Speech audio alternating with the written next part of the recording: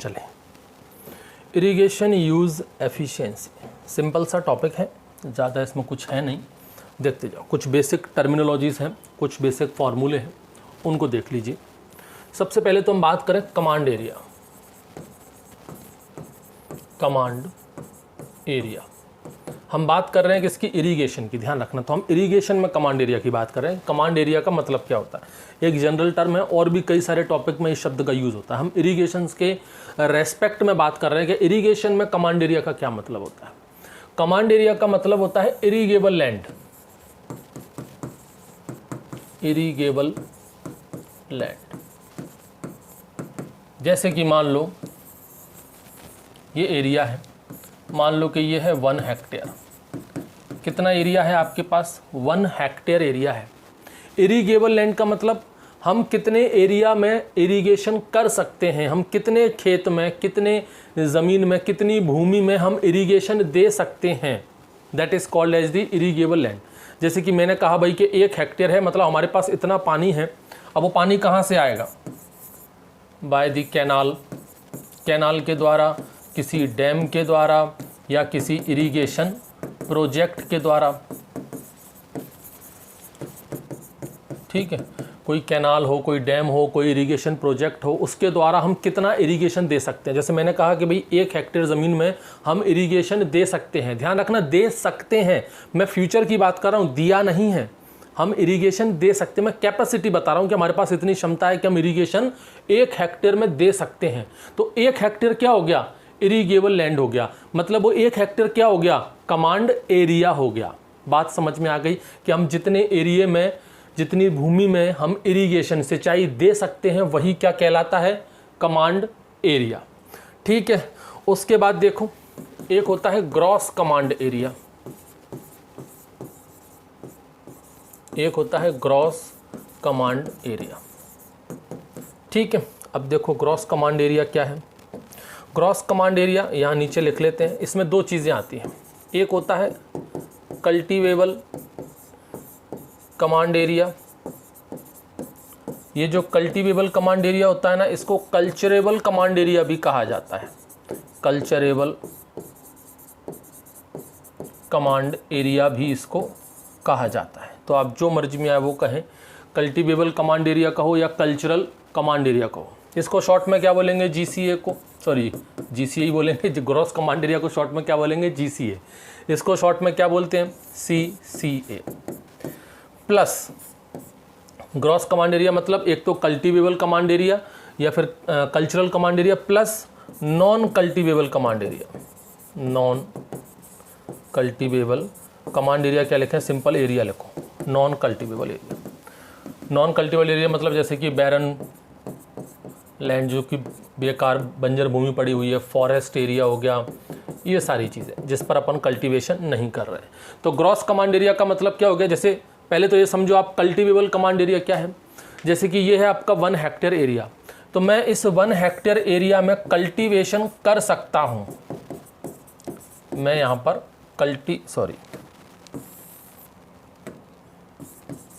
मैं यहाँ पर कल्टीवेशन कर सकता हूँ। मतलब इतनी जो भूमि है, इतना जो एरिया है, वो क्रॉप कल्टीवेशन के लायक है, यहाँ पर मैं खेती कर सकता हूँ। ध्यान रखना, मैं बात कर रहा हूँ फ्यूचर की, कर सकता हूँ, मैंने किया नहीं है। ये कल्टीवेटेड नहीं है, ये कल्टीवेबल है। ध्यान रखना। ऐसे ही यहाँ पर जो हमने बात की थी, ये इरिगेबल है, इरिगेटेड नहीं है। इरिगेटेड का मतलब क्या होता है? इरिगेटेड और इरिगेबल दोनों में बहुत अंतर है, ज़मीन आसमान का अंतर है। ये इरिगेबल है मतलब हमने एक अंदाज़ा लगाया कि हाँ 1 हेक्टेयर में हम पानी दे सकते हैं, हमने अपनी कैपेसिटी बताई है, वो हमारा कमांड एरिया है। इरिगेबल लैंड हमने उतने में दिया नहीं है। इरिगेटेड मतलब हमने कितने में दिया है। जैसे कि 1 हेक्टेयर एरिया है, मान लो मैंने इसमें से 0.8 हेक्टेयर में दे दिया, 0.2 हेक्टेयर कम दिया है। इरिगेबल लैंड कितना था? 1 हेक्टेयर, लेकिन इरिगेशन दिया कितने में? एक्चुअल 0.8 में। तो इरिगेटेड एरिया कितना हो जाएगा? 0.8, जबकि इरिगेबल कितना हो जाएगा? 1 हेक्टेयर। तो इरिगेबल मतलब हम भविष्य की बात कर रहे हैं कि इतना हम दे सकते हैं, अपनी क्षमता, अपनी कैपेसिटी की बात कर रहे हैं। और इरिगेटेड मतलब जो हमने कर दिया है कि हाँ इतने में हमने दे दिया है। सेम वैसे ही एक होता है cultivable. Cultivable command area, cultural command area, मतलब हमारी कैपेसिटी क्या है, हम कितने एरिया में कल्टीवेशन कर सकते हैं। जैसे कि मान लो ये 1 हेक्टेयर एरिया है, इस 1 हेक्टेयर एरिया में हम खेती कर सकते हैं, कल्टीवेशन कर सकते हैं, किया नहीं है, कर सकते हैं, तो ये क्या हो गया हमारा कल्टीवेबल कमांड एरिया हो गया। जैसे कि 1 हेक्टेयर में कर सकते हैं तो 1 हेक्टेयर क्या हो गया हमारा ये कल्टीवेबल कमांड एरिया हो गया, कल्चरेबल कमांड एरिया हो गया। और मान लो कि इसके आसपास कुछ बंजर भूमि है, फॉरेस्ट एरिया है, वहाँ पर हम खेती नहीं कर सकते, तो वो क्या हो गया नॉन कल्टीवेबल कमांड एरिया हो गया। तो इन दोनों को मिलाकर क्या बनता है, ग्रॉस कमांड एरिया बनता है। इन दोनों को मिलाकर के क्या बनेगा, ग्रॉस कमांड एरिया। समझ गए। तो यहाँ पर ये जो कल्टीवेबल कमांड एरिया है ये क्या चीज़ है भाई, कल्टीवेबल कमांड एरिया, ये पार्ट हो गया किसका, GCA का, part of GCA, gross command area का ही पार्ट है, जो कि सुटेबल है कल्टीवेशन के लिए, सुटेबल फॉर द कल्टीवेशन। ये GCA का वो हिस्सा है, वो पार्ट है जिसमें आप कल्टीवेशन कर सकते हो, उसी को कहते हैं कल्टीवेबल कमांड एरिया, CCA, या इसी को कह सकते हैं कल्चरेबल कमांड एरिया। ये दो चीज़ें समझ में आ गई। अब देखो आप यहाँ पर intensity of irrigation, intensity of irrigation, ये क्या होता है भाई इंटेंसिटी ऑफ इरिगेशन। देखो ये मान लो कि एरिया है 1 हेक्टेयर, कितना एरिया है 1 हेक्टेयर का है। अब दो चीज़ें यहाँ पर, एक तो CCA मतलब कल्चरेबल कमांड एरिया या कल्टीवेबल कमांड एरिया, मतलब ये 1 हेक्टेयर एरिया है, इतने एरिया में हम खेती कर सकते हैं, कि नहीं है, हम इतने एरिया में खेती कर सकते हैं, ठीक है। उसके बाद दूसरा हो गया अपना ये कमांड एरिया, ये वाला इरिगेबल लैंड वाला, कि इसमें से इरिगेबल लैंड कितनी है। अब देखो अपन बात कर रहे हैं भविष्य की, हमने कहा कि भाई इतने एरिया में हम खेती कर सकते हैं, तो यही एरिया हमारा क्या हो गया, CCA हो गया। इरिगेबल लैंड क्या होगा भाई, इतना ही हो सकता है। हम इरिगेबल लैंड में भी क्या कहेंगे कि हाँ इतने एरिया में आप खेती कर सकते हो, क्रॉप कल्टीवेशन कर सकते हो, और इतने ही एरिया में आप इरिगेशन भी दे सकते हो, ये हमारा इरिगेबल लैंड भी है। तो इरिगेबल लैंड और CCA दोनों बराबर है। लेकिन ऐसा हमेशा होता नहीं है, ज़रूरी नहीं है कि भाई 1 हेक्टेयर में आप खेती कर रहे हो तो पूरे ही हेक्टेयर में आप इरिगेशन दोगे ही दोगे। मान लो हो सकता है आपने इतने एरिया में ही सिर्फ इरिगेशन का यूज़ किया है, केवल इतने ही एरिया में आपने इरिगेशन का यूज़ किया, बाकी का जो एरिया है वो रेन फेड में आ गया। हो सकता है बाकी के एरिया में रेनफॉल से काम चल गया, बारिश से काम चल गया, केवल इतने ही एरिया में आपने इरिगेशन दिया, तो फिर यहाँ पर जो इरिगेबल लैंड है वो CCA के बराबर नहीं हुआ। तो यहाँ पर जो CCA है, जो टोटल आपका जो एरिया है आपका कल्चरेबल कमांड एरिया है, उसमें से हमने इरिगेशन कितने पार्ट में दिया है, वो क्या कहलाएगा हमारा इंटेंसिटी ऑफ इरिगेशन।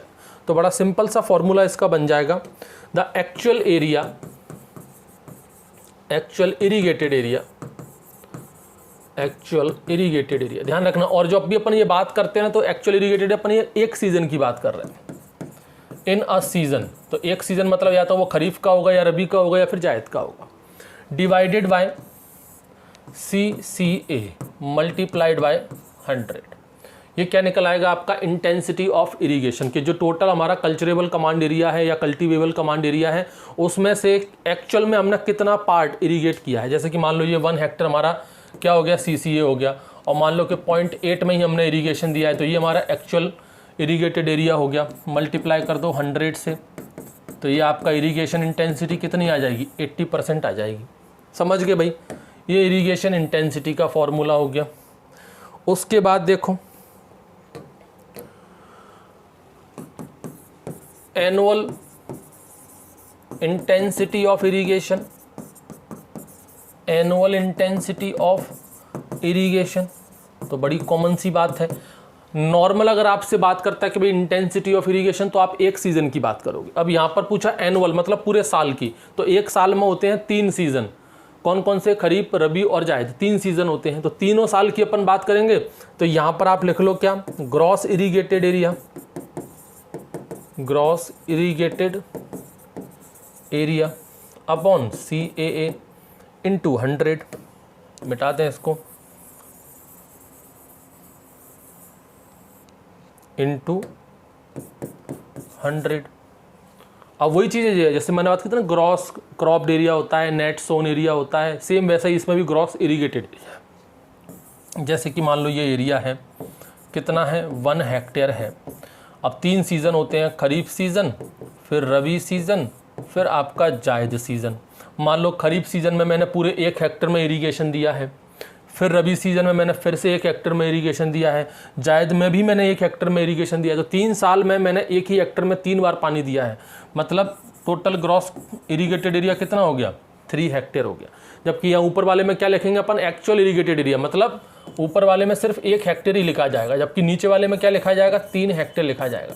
वहाँ पर 1 हेक्टेयर क्यों लिखा जा रहा है, क्योंकि वो सिर्फ एक सीज़न की बात हो रही है, या तो खरीफ की बात करो, या रबी की बात करो, या जायद की बात करो। यहाँ पर एनुअल पूरे साल की बात हो रही है। तो ये 3 हेक्टेयर, हो सकता है 3 हेक्टेयर वैल्यू चेंज हो जाए, हो सकता है मैंने खरीफ में तो 1 हेक्टेयर में किया, हो सकता है मैंने रबी में 0.5 हेक्टेयर में ही किया, मान लो जायद में मैंने केवल 0.5 हेक्टेयर में ही इरीगेशन दिया है।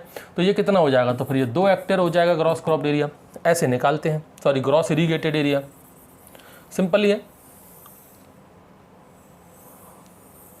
ठीक है भाई,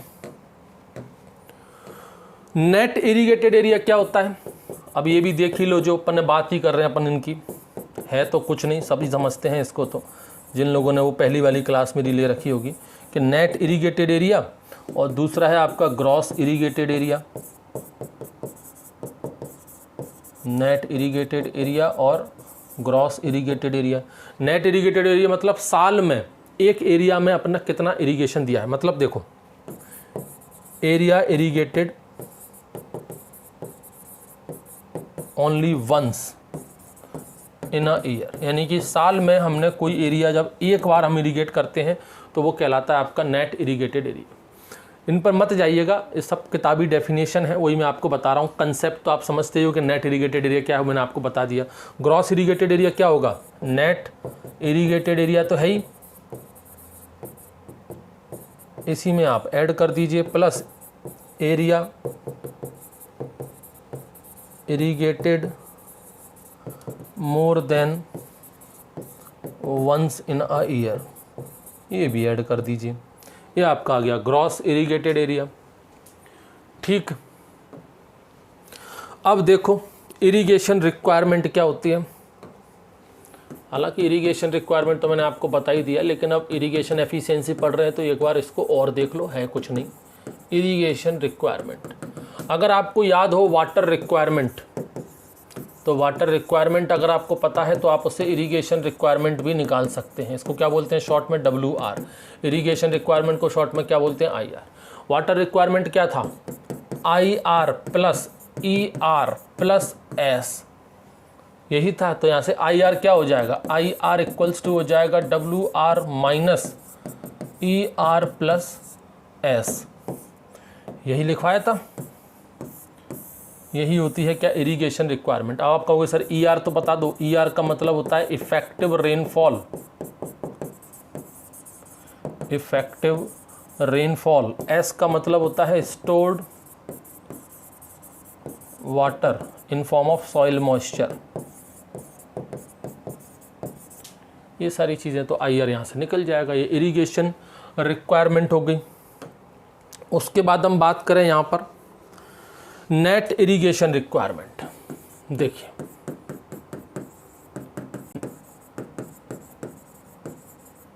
रिक्वायरमेंट ये क्या होता है, नेट इरिगेशन रिक्वायरमेंट। देखो यहाँ पर पहली बात तो इरिगेशन की बात हो रही है, तो आप रेनफॉल, बारिश, ये सब तो आप भूल ही जाइए, क्योंकि बारिश वारिश का तो यहाँ पर कोई काम ही नहीं है, क्योंकि रेनफॉल को, बारिश को तो अपन इरिगेशन में काउंट ही नहीं करते। तो नेट इरिगेशन रिक्वायरमेंट का मतलब क्या हो गया, ये वो क्वांटिटी है पानी की, वाटर की, जो क्रॉप ग्रोथ के लिए एसेंशियल है। Quantity of water required for the plant growth. ये पानी की वो क्वांटिटी है जो प्लांट की ग्रोथ के लिए ज़रूरी है। ठीक है, required for the plant growth, इसे कहते हैं नेट इरिगेशन रिक्वायरमेंट। इसको आप ऐसे भी लिख सकते हो, शॉर्ट में क्या लिखोगे इसको आप, NIR। तो NIR क्या हो जाएगा, NIR हो जाएगा आपका एवापोट्रांसपायरेशन माइनस ER इफेक्टिव रेनफॉल, क्योंकि यहाँ से हमको रेनफॉल काउंट नहीं करनी, ध्यान रखना। नेट इरीगेशन, क्योंकि इरीगेशन में रेनफॉल का क्या काम, तो आप यहाँ से इरीगेशन को काम कर दो भाई। हमने क्या क्या, quantity of water required for the plant growth. कोई भी प्लांट जो होता है वो एक्चुअल में जो पानी को एब्जॉर्ब करेगा, जो पानी को एब्जॉर्ब करेगा वो पानी कहाँ चला जाएगा, ET एवापोट्रांसपायरेशन उसका हो जाएगा, और कुछ पानी वो अपने लिए यूज़ कर लेता है, कंजप्टिव यूज़ हो जाता है। तो वो कंजप्टिव यूज़ और ET दोनों बराबर ही होते हैं, क्योंकि जो मेटाबॉलिक नीड में यूज़ होता है वो तो बिल्कुल ना के बराबर है। जो उसका कंजप्टिव यूज़ है वही तो वो प्लांट ग्रोथ के लिए यूज़ कर रहा हो। कंजप्टिव यूज़ ही क्या है, ET के बराबर है, एवापोट्रांसपायरेशन के बराबर है। तो एवापोट्रांसपायरेशन कौन सा पानी होगा, जो यहाँ से रूट एब्जॉर्ब करेगी, जो यहाँ से रूट एब्जॉर्ब करेगी। अब यहाँ से जो पानी एब्जॉर्ब हो रहा है वो पानी का सोर्स क्या है, ध्यान रखना, वो पानी का सोर्स क्या रहेगा, इरीगेशन रहेगा। वो पानी का सोर्स क्या रहेगा, इरीगेशन। अगर यहाँ पर रेनफॉल होती है तो इस रेनफॉल को हम काउंट नहीं करेंगे। अगर ये रेनफॉल यहाँ पर हुई, फिर उस पानी को अगर इस रूट ने एब्जॉर्ब किया और यहाँ पर ET में आता है वो, तो उससे आपको माइनस करना पड़ेगा, क्योंकि यहाँ पर हमें इरीगेशन की बात कर रहे हैं, तो रेनफॉल को हमें यहाँ से हटाना पड़ेगा। तो एक तरह से NIR क्या हो जाएगा, ET माइनस ER। ये फॉर्मूला बड़ा आपको अटपटा टाइप का लग रहा होगा, ये कैसा फॉर्मूला बन गया, ET माइनस IER, जबकि पिछले लेक्चर में आपने पढ़ा होगा ET को ही अपन ने ER के बराबर बताया था। तो आप तो कहोगे सर ये तो जीरो हो गया, जीरो नहीं हुआ। हम यहाँ पर सिर्फ इरीगेशन की पानी बात कर रहे हैं। अगर आप यहाँ पर इरीगेशन देते हो, मान लो कि बारिश बिल्कुल भी नहीं हुई है, आप यहाँ पर सिर्फ इरीगेशन दे रहे हो, तो जो आपने इरीगेशन दिया है वो ये प्लांट एब्जॉर्ब करेगा, फिर ET में जाएगा, तो NIR ET। और अगर मान लो बारिश भी थोड़ी बहुत होती है तो बारिश के पानी को आप हटा दीजिए, वो आपको इसमें काउंट नहीं करना है। उम्मीद है आप लोग समझ रहे होंगे, इतना ज़्यादा टफ ये है नहीं, समझ गए। बड़ा सिंपल सा कंसेप्ट है, आपको यहाँ पर रेनफॉल को हटाना है, क्योंकि इरीगेशन में रेनफॉल का कोई काम नहीं होता। इसके अलावा एक और फॉर्मूला है, बड़ा पेचीदा है, उसको भी आप लिख ही लीजिए, मे भी वहाँ से क्वेश्चन आ जाए। NIR का फॉर्मूला होता है आपका M1I minus M2I divided by 100 into BDI into DI। ये क्या चीज़ है, NIR का मतलब तो हो गया नेट इरिगेशन रिक्वायरमेंट। काय में निकालनी है, सेंटीमीटर में आप निकालो हर चीज़ को। तो पहले तो देखो आप M1I, इसका क्या मतलब है, ये है आपका सॉइल मॉइस्चर परसेंटेज, ये परसेंटेज में आएगा, soil moisture percentage at first sampling. 1 का मतलब क्या हो गया, फर्स्ट सैम्पलिंग, ठीक है, पहली सैम्पलिंग। और वो पहली सैम्पलिंग आप कितनी लेयर से ले रहे हो, मिट्टी की कितनी लेयर से आप ले रहे हो, 5 सेंटीमीटर गहराई से ले रहे हो, 10 सेंटीमीटर गहराई से ले रहे हो, तो उसको यहाँ पर लिखा गया ith लेयर। क्या लिखा गया, ith लेयर। ऐसे ही है M2I, इसका क्या मतलब हो गया, soil moisture percentage at second sampling, दूसरी बार आप जब सैम्पलिंग लोगे वो ऑफ ith लेयर, ठीक। BD1 का क्या मतलब हो गया, सॉरी BDI का मतलब क्या हो गया, BDI का मतलब हो गया bulk density, bulk density of ith layer. मतलब जो लेयर है 5 सेंटीमीटर गहराई से आप ले रहे हो, तो उस 5 सेंटीमीटर गहराई से आप जो मिट्टी ले रहे हो वहाँ पर बल्क डेंसिटी क्या है, इसको आप काय में लिखोगे, ग्राम पर सेंटीमीटर क्यूब में ही लिखोगे, क्योंकि अपन को ये सेंटीमीटर में ही निकालना है। उसके बाद है आपका DI, ये DI का मतलब है आपका depth, depth of ith layer, वही कितना सेंटीमीटर में आप जा रहे हो, 5 सेंटीमीटर 10 सेंटीमीटर, ये भी आप सेंटीमीटर में रखोगे। तो मे भी हो सकता है यहाँ से आ जाए, तो इसको भी आप याद रखना, इस फॉर्मूले को, ठीक है। ये हो गया नेट इरिगेशन रिक्वायरमेंट। उसके बाद हम बात करें यहाँ पर ग्रॉस इरिगेशन रिक्वायरमेंट की। Gross irrigation requirement. अब ग्रॉस, हाँ एक चीज़ और यहाँ पर लिख लो, मैंने आपको बता ही दिया कि यहाँ पर रेनफॉल को काउंट नहीं करते, यानी कि यहाँ पर अपन को क्या क्या एक्सक्लूड करना है, यहाँ पर आपको रेनफॉल बिल्कुल भी काउंट नहीं करनी। रेनफॉल मतलब प्रेसिपिटेशन आप यहाँ पर काउंट नहीं करोगे। इसके अलावा आप यहाँ पर ग्राउंड वाटर का कंट्रीब्यूशन भी काउंट नहीं करोगे, ग्राउंड वाटर कंट्रीब्यूशन ये भी आप काउंट नहीं करोगे। मतलब ज़मीन में अगर पहले से जो पानी है वो भी आप काउंट नहीं करोगे, क्योंकि अपन यहाँ पर नेट की बात कर रहे हैं। नेट इरीगेशन मतलब आप जो पानी दे रहे हो वो प्लांट कितना ले रहा है। यहाँ पर सिर्फ और सिर्फ इरिगेशन की ही बात होगी, ना यहाँ पर प्रेसिपिटेशन, ना यहाँ पर रेनफॉल, ना यहाँ पर पहले से ही मौजूद जो पानी है ग्राउंड वाटर के अंदर, वो भी आपको काउंट नहीं करना है, वो सब आपको यहाँ से हटाना है। सिर्फ नेट इरिगेशन रिक्वायरमेंट की बात हो रही है।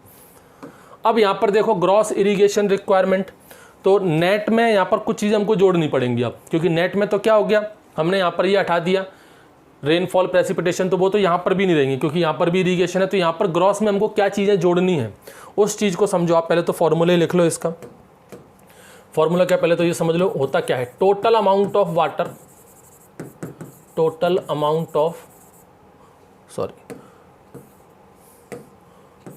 Amount of water applied through irrigation. Irrigation से हमने कितना पानी अप्लाई किया है वो क्या है आपका ग्रॉस इरिगेशन वाटर। इसमें देखो जैसे कि मान लो ये रहा फील्ड, ये रहा किसी किसान का फील्ड, कितना है, मान लो 1 हेक्टेयर का है। अब जो किसान रहता है उसके खेतों में, हर एक खेत में तो ट्यूबवेल नहीं होता, कुआं नहीं होता, थोड़ा बहुत दूरी होता है। जैसे कि मान लो ये खेत है तो मान लो यहाँ पर कुआं है, यहाँ पर है कुआं, यहाँ पर है ट्यूबवेल। अब यहाँ से पानी हमको यहाँ पर ले जाना है तो वो यूजुअली पाइपलाइन से ले जाएगा या खेत में ही नालियाँ बना देगा, वहाँ से वो पानी को यहाँ तक पहुँचाएगा। तो यहाँ से तो उसने अपने ट्यूबवेल से जो पानी दे दिया, मान लो उसने 100 लीटर पानी दे दिया, तो ये तो 100 लीटर उसका काय का हो गया, इरीगेशन का हो गया। ये तो 100 लीटर उसने क्या दे दिया, इरीगेशन दे दिया। अब ज़रूरी थोड़ा ना है कि ये 100 लीटर जो पानी दिया वो इस पूरी फील्ड तक पहुँच जाए, हो सकता है यहाँ तक पहुँचते पहुँचते कुछ तो लॉस होगा। इस नाली से जब पानी जाएगा तो इस नाली में भी पानी नीचे एब्जॉर्ब होगा, यहाँ से भी पानी लेटरली डिस्ट्रीब्यूट हो जाएगा, थोड़ा बहुत पानी यहाँ लॉस हो जाएगा। मान लो यहाँ तक पहुँचते पहुँचते फील्ड तक पहुँचते पहुँचते वो 90 लीटर ही पहुँचा, तो एक्चुअल में किसान ने तो अपना आर्टिफिशियल सोर्स से 100 लीटर दे दिया। तो ये जो इरीगेशन दिया है यही क्या है, उसका ग्रॉस इरीगेशन रिक्वायरमेंट है कि आपने वहाँ से पानी दीजिए। तो इसमें हमको काफ़ी सारी चीज़ें ऐड करनी पड़ेंगी। ये जो पानी लॉस हो रहा है, यानी कि एक तो कन्वेयंस लॉस, पानी को लाने ले जाने में कन्वेयंस लॉस भी इसमें हमको जोड़ना पड़ेगा। पानी ये जो इधर उधर जा रहा है, डिस्ट्रीब्यूशन हो रहा है, ये जो डिस्ट्रीब्यूशन हो रहा है ये भी हमको जोड़ना पड़ेगा, ठीक है। एप्लीकेशन जो लॉसेस हो रहे हैं वो भी हमको इसमें जोड़ने पड़ेंगे। हालांकि रेनफॉल वगैरह तो यहाँ पर भी काउंट नहीं होंगे, लेकिन यहाँ पर ये सारी चीज़ें काउंट करनी पड़ती हैं, ठीक है। तो ये क्या हो गया, ग्रॉस इरिगेशन रिक्वायरमेंट हो गया। और जब ये पानी यहाँ पहुँच जाएगा उसके बाद जो प्लांट इसको एब्जॉर्ब कर लेगा, that is called as the net irrigation requirement. कहानी कुछ समझ में आई। चलो, एक होता है इरिगेशन एफिशिएंसी, इसको भी देख ही लो यहीं पर। इरिगेशन एफिशिएंसी ये क्या होता है भाई, इरिगेशन एफिशिएंसी क्या होता है, देखो irrigation water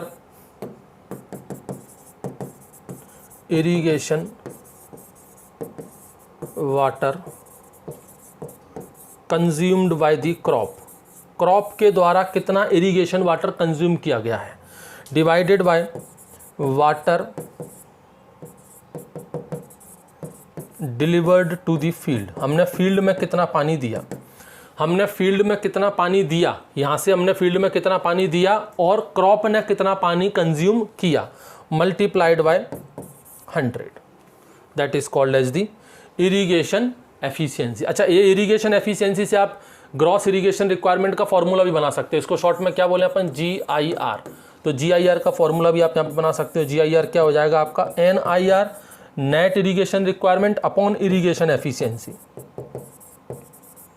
on irrigation efficiency. ये भी एक नया फॉर्मूला यहाँ से बन गया ग्रॉस इरिगेशन रिक्वायरमेंट का। समझ गए भाई, ठीक है। ये एक स्लाइड एक्स्ट्रा क्यों है, कोई नहीं, चलो इसको तो ब्लैंक ही छोड़ो, हो गया भाई, थैंक यू।